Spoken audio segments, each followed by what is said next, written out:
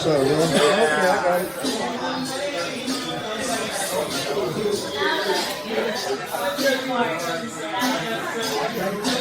I'm planning on going back to UFC. You do? If they'll have me, I would like to go back and fucking whoop someone's ass there. Well, who would you want to if it was offered? Justin Gaethje, it sounds like. I'm not fighting at 55 though, but right now I'm not fighting in there because there's nobody to fight really. It's kind of slow rolling. I feel like UFC would. I don't really have a name in mind right now in the UFC. That's why I'm not there right now in West. But the name, the draw, the excitement that you'd bring to it, I feel like it's really lacking in UFC. Everybody's That's rushing, everybody's I'd wrestling. be there if there was somebody that I wanted to go fight. But I want to see the rubber match with Conor McGregor. with time for sure. Yeah, whenever he's back. Me and him for sure got unfinished. Gotta have. If there's another fight that would sell and it would be huge, it would be that. It would be Diaz 3. Oh yeah. That could be, especially if Diaz gets past Poirier. Yes. Even if he doesn't. I mean, just that fight alone. I mean, there's the history between those two guys. I mean, that would be. And it's so appealing stylistically as well. The fight, you know, Yeah. like I'm a grappler at heart. I love grappling, but I also understand that a jiu-jitsu tournament will put people to sleep. You know, even if you're into jiu-jitsu, it's hard to watch a jiu-jitsu tournament. Yes. But anybody can see a punch hitting someone in the head and them falling down. That's that's exciting. And him and Diaz is such a great personality matchup. It's such a great skill clash. If I was to design somebody that's going to bring the best out of Conor, you'd want someone that can hit back and take a big shot and put up at the trash. It's a beautiful fight. I would love to see that rematch. Yeah, the thing about Diaz when they first fought was that he didn't give a fuck about trash talk. It didn't bother him at all. Everyone heard the crack as Nate Diaz kicked open the door. Like unfinished business that had been simmering in silence, Diaz locked eyes with Conor McGregor, waving that White House card like a declaration of war. No farewell tours, no championship chatter, just pure chaos meeting history head-on in an unresolved feud. This wasn't about crafting headlines. This was raw proof of what erupts when genuine animosity meets massive spotlight. Story that Conor McGregor is being talked to headline the White House card. I don't buy it. I can't buy it. Why are we be turning to Conor McGregor? And the answer is also out there because he is the sport's biggest star. That is true. So is that what you need? If you've got the open checkbook and you've got the magic wand, without saying names, do you say, I'm going to put as my main event the sport's biggest star? Is that your answer? Does it matter who he's fighting? What if it's a championship match? If you have an open checkbook and you have a magic wand and you don't use any names, but you're going to put the championship on, would you say heavyweight? Would you say women's 135? Would you say wherever Kazmat Chimaev's at? Like, how is it that you would answer that question? And then what if you're really going to go for a big fight? What if you really follow this for a long time? You're going to do what we used to call a super fight, but now we call it title versus title. You're going to take the champion of a weight. When that White House card hit the table, Nate Diaz cut straight through the noise. Conor McGregor's name jumped out like a neon sign, drowning out every other possibility on the roster. No marketing spin, no elaborate pitches, just the brutal truth that nothing else carries weight if it's not McGregor standing across from him. Diaz gave his answer. The fans are screaming for it, and that elusive third chapter hangs in the air, waiting for the perfect storm rather than begging for permission, with everyone understanding exactly why this matchup dominates every conversation. Last thing, White House card, like he said, you want Conor McGregor? Yeah, but the whole thing's on WWE, so right. It's like, at least that's happening and it's getting something to talk about, something to watch, and I'm looking forward to that fight actually. Now fans want it. Devontae Paul should be good, and then because what else are you looking forward to? Hurry up. Nothing. Hurry up. What else? If it's not you, McGregor, Ryan, it's nobody. So it's good. It's good. Now fans want you versus McGregor 3. Do you want that fight? Yeah, for sure. White House? Yeah, what time? Dana White poured ice water over the trilogy speculation without slamming the door completely shut. White pointed to time as the wild card, emphasizing how 12 months in this game can flip everything upside down, particularly with McGregor teasing his return and Diaz broadcasting his eagerness. Making predictions now feels pointless when cards reshuffled, champions dethroned, and priorities shifted, and come next Independence Day. The landscape might be unrecognizable. The concept isn't buried, White suggested. It's just not ready for contracts and signatures. Conor McGregor said he's back in the pool. Nate Diaz said he would love to be the opponent. Are you interested in that trilogy? That fight's a year away. Landscape will change so much by next 4th of July. Who knows what's going to happen? Who knows who's going to be on the card? What the main event will be, or who will hold all the titles? Everything could be completely different. So it's not even worth thinking about it right now. Michael Bisping cut through Dana White's cautious approach and zoomed out to the massive picture.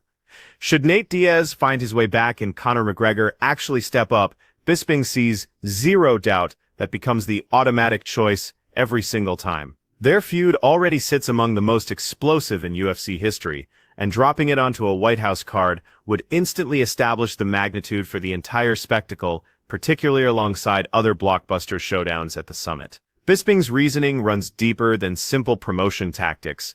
McGregor doesn't require another bout, but the fighter's instinct never truly dies, and that magnetic pull for one final moment, one last victory, makes his participation in such a historic event feel practically destined. If Nate Diaz was to come back, but if he was, and if Conor McGregor does actually make it back, I think that's the fight to make all day long. The one-on-one, there were some of the biggest fights in UFC history. Nate Diaz versus Conor McGregor at the White House would be absolutely insane. It probably will have Tom Aspinall versus John Jones in the main event. It probably will have Conor McGregor versus someone, Michael Chandler or Nate Diaz, in the co-main event. So that just kind of sets the tone for how big that card would be. What do you think? Do you think Conor McGregor will actually make it back? Of course, he hasn't fought since 2021, right? It's going to be 5 years since he last fought. I, for one, fair play to the guy. Fair play, man. Respect. He doesn't need to do this. He doesn't need to come back. He's got lots of other avenues and ways to make money. But fighting is something that never leaves you, okay? It's a part of who you are. It's in your DNA. It's part of your soul. And he wants to come back and he wants to get his hands raised in victory. Of course, he wants to come back and be a part of that one. Bisping expanded his perspective even further, pivoting from personal rivalry to pure entertainment earthquake. When the discussion centers on super fights that rattle the entire sport, he highlighted Jon Jones versus Alex Pereira as the clash that overshadows everything else. Pereira's meteoric ascent, his magnetic presence, and his already legendary accomplishments spanning multiple divisions create an almost mythical proposition. Should he defeat Jones, Bisping maintained, it would cement a legacy completely untouchable by anyone else while simultaneously keeping expectations realistic.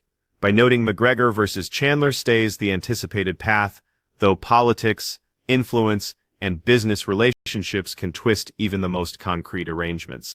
Fair, if we're talking about super fights, if we're talking about something that's really going to get the MMA world excited, then it would be Jon Jones versus Alex Pereira, right? Alex Pereira is one of the biggest stars. He came back in style and destroyed Magomed Ankalaev. The man's phenomenal. He's unbelievable. He's a two-weight division champion. What he's achieved in this sport is ridiculous. If he was to face Jon Jones and if he was to beat him, then I guess he would go on and fight for the third belt, and that'd be it. That'd be set in stone. Alex Pereira would, without a doubt, without a shadow of a doubt, be the greatest mixed martial artist to ever compete. Simple as that. There's no one that's fought for 3 belts or won 3 belts. Just the thought of that alone is crazy. I mean, it took me about, 26 fights in the UFC to even get 1 title shot. So they're not easy to come by. Anyway, so there's that. Now they're talking about Conor McGregor fighting Michael Chandler. That's going to be the fight that happens. We all know about that. There's nothing new there. And the thing is, if Donald Trump wants it, if the president of the United States wants it, and as Eric says in that video, him and Dana are... The MMA guru redirected attention to timing and circumstances, staying rooted in what fans actually want to see. He emphasized the fight worth watching depends entirely on Nate Diaz genuinely returning and making waves with a significant victory in the welterweight ranks. Only then does the McGregor trilogy gain real momentum for the White House event. Currently, hardcore followers appear divided between Masvidal or Teixeira options, yet many insiders, including Ariel Helwani and other voices, quietly favored Diaz versus McGregor as the next marquee attraction. Because that's not the fight I want to see next, okay? If Nate Diaz comes back and gets a big win over someone in the welterweight division, okay? And he does it impressively, and then the McGregor fight happens. That's when I'm interested. But right now, I feel like the hardcore fans are kind of in mutual agreement that it's Masvidal or Gaethje. To us, it's kind of Masvidal or Gaethje, and for Chael Sonnen and Ariel Helwani to both say that they think Nate Diaz trilogy should be next is strange to me. Very strange to me, because I would love to see either Gaethje or Masvidal. I feel like everyone's in agreement here. We've seen that Donald Cerrone has been beaten by Conor McGregor in his return at UFC 2. Chael Sonnen sliced through the McGregor White House card excitement with measured doubt. While acknowledging McGregor's undisputed status as the sport's brightest star, Sonnen questioned whether fame alone justifies main event placement. He broke down the process of constructing a card with unlimited budget, weighing championship contests, heavyweight attractions, women's bantamweight, or champion versus champion super fights. His message rang clear that star power counts, but the real test is whether it produces the type of encounter that genuinely shifts the culture. Story that Conor McGregor is being talked to headline the White House card. I don't buy it. I can't buy it. Why are we would be turning to Conor McGregor? And the answer is also out there, because he is the sport's biggest star. That is true. So is that what you need? If you've got the open checkbook and you've got the magic wand, without saying names, do you say, I'm going to put as my main event the sport's biggest star? Is that your answer? Doesn't matter who he's fighting. What if it's a championship match? If you have an open checkbook and you have a magic wand and you don't use any names, but you're going to put the championship on, would you say heavyweight? Would you say women's 135? Would you say wherever Kazmat Chimaev's at? Like, how is it that you would answer that question? And then what if you're really going to go for a big fight? What if you really follow this for a long time? You're going to do what we used to call a super fight, but now we call it title versus title. Sonnen continued explaining why the McGregor speculation feels even more questionable. Planning him for mid-2025 on a card scheduled for mid-2026 at an unbuilt venue with unavailable tickets stretches lidability to its limits. The core issue, he argued, revolves around Conor lacking championship status or title contention, meaning the card's biggest draw wouldn't be competing for gold. In essence, a non-title McGregor headlining such a monumental event undermines the historic significance, despite two other championships being contested. And it's one of the reasons that I'm struggling with the idea that McGregor is being penciled in the middle of 2025 for a card that sits dead center in the middle of 2026 at a venue yet to be built for tickets that are yet to be on sale. I struggle with it because we're openly saying if we're going to put Conor on there that there's no title. Unless you believe that Conor McGregor is going to demote himself, right? The biggest draw should be the main event. Your biggest star, regardless of belt, should be the main event. But in this case, if our biggest draw and our biggest star is not a champion or a contender in any weight class, we're going to acknowledge up front that our biggest show will not contain a title, which makes it a little difficult down the road to go, this show's bigger than big. In fact, we got 2 titles up. Yes, you heard me. There's 2 titles. When can you ever get that? And nothing more important than a title fight. Ben Askren launched a complete curveball at Nate Diaz's reputation. He claimed Diaz, despite the hype and fan worship, was essentially a mediocre fighter who masterfully marketed himself as elite competition. Pointing to Diaz's unremarkable UFC record and overall performance, Askren painted his legacy as style over substance, while warning that voicing this opinion publicly would unleash a tsunami of social media fury. Whether you agree or despise his perspective, Askren's commentary is designed to ignite fierce debate throughout the MMA community. No, listen, Nate Diaz, he is the most puzzling. He's not. I don't even think he's that good. I'll go get his record if you want me to. But he has convinced people he is good at fighting somehow, some way. He's pretty good. I'm gonna go get his damn record, Daniel. It's not. But he won the Ultimate Fighter. He won the Ultimate Fighter. I'm saying he was good for the time that he was fighting. No, he wasn't. He was average. He was, yeah, okay. I'm just okay. trying. I'm gonna go get the record. I'm gonna go get the record. They're gonna yell at me. I know this. Okay, let's see. Well, his record is 21-13. Oh my God, really? Yes, that's not that great. Okay, I take it back. I'm taking it back. And he was I'm and recanting going my into the statement. UFC, he was, I think it was 5-1. So within the UFC, he was 16-12. That's not good. That's not very good. That's not good. There's really no way to twist that into good. Yeah. So, but his personality. That's another one's like, how did his personality catch on? And he says funny things sometimes. He's a little bit different. I don't know. Yeah. And listen, if you post this clip, please don't post this clip because the Diaz are. Daniel Cormier addressed the Jon Jones heavyweight speculation with practical perspective. Though Jones's move up generates intrigue, Cormier believes his peak performance and the fight fans truly crave remains at light heavyweight, specifically against Alex Pereira at 205 pounds for the White House card. He recognized Jones has added bulk over recent years, but cutting back down to 205 stays achievable, keeping that dream matchup very much possible. Jon Anik outlined his White House card blueprint, blending realism with fan appeal, proposing the main event feature the heavyweight championship with Tom Aspinall defending against Cyril Gane, while noting uncertainty around Jones versus Pereira. For the co-main, Anik suggested a bantamweight title clash between Petr Yan and Merab Dvalishvili, expressing optimism that June 14th could showcase 4 or 5 undisputed championships on the White House lawn, creating genuine history.